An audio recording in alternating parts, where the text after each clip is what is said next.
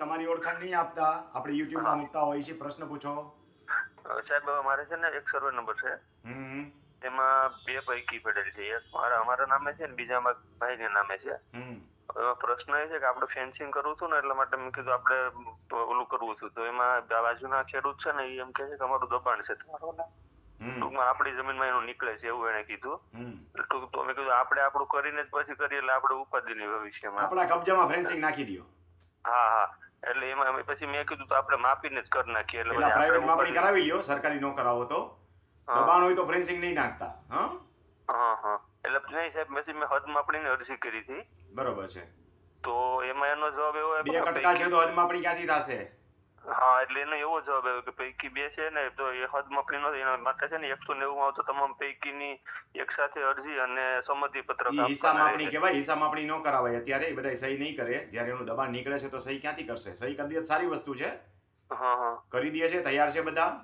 એટલે આપણા ઘરના તૈયાર છે, એને નથી પ્રોબ્લેમ બીજા ઓલાને છે કે ઈ પણ તમારો આખો સર્વે નંબર જેટલા પૈકી હોય એટલા બધા તૈયાર છો? હા તો કરાવી નાખો. તમને બે ફાયદા થશે. એક તો દબાણ ક્યાંય નીકળે છે કે નહીં ખબર પડશે, તમારા હિસ્સા છૂટા પડી જશે. હા એટલે સાહેબ આમાં હિસ્સામાં અહીંયા ફોર્મ હિસ્સાનું જ ભર્યું છે, સમજાણો? એને મને એવું કીધું કે હિસ્સાનું ફોર્મ ભરજો ને બે ના હિસ્સા ભરવાના નથી, ઓનલાઈન ભરવાનું છે. તમે જે કહેશો એવું કોમ્પ્યુટર સમજશે.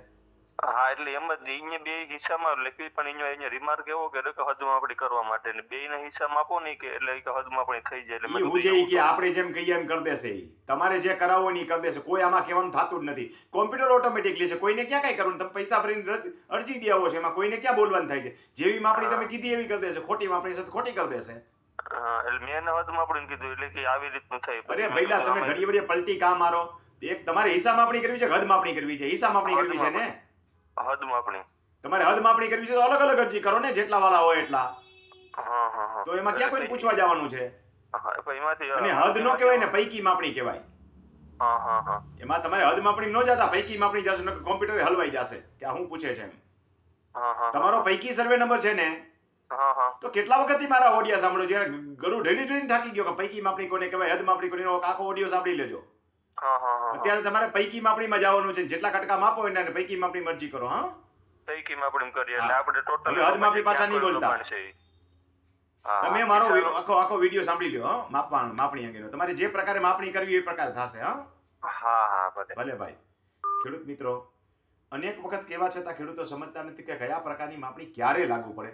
તમારે જ્યારે તમારો સ્વતંત્ર કટકો એક જ માપવો છે અને પૈકી વાળા નંબરો છે તો તમારે પૈકી માપણી કરાવવી પડશે. તમારો નંબર સ્વતંત્ર છે તો તમે હદ માપણીમાં જાઓ. અને જ્યારે બધાના હિસ્સા જુદા કરવા છે તો હિસ્સા માપણી જાઓ. બહુ સિમ્પલ છે. આમાં કોઈ તમને શું કહે, કોઈ તમને આમ કીધું એવું કહેવાનો પ્રશ્ન જ નથી. કોમ્પ્યુટર જ કહે છે. કોમ્પ્યુટરમાં તમે જેવું કહેશો એવું કરશે. પછી તમે જેવા પ્રકારની માપણી કરી જેવું સર્વેયર આવીને માપી જશે. એને કઈ સલાહ આપવાનો અધિકાર છે જ નહીં, આપશે નહીં.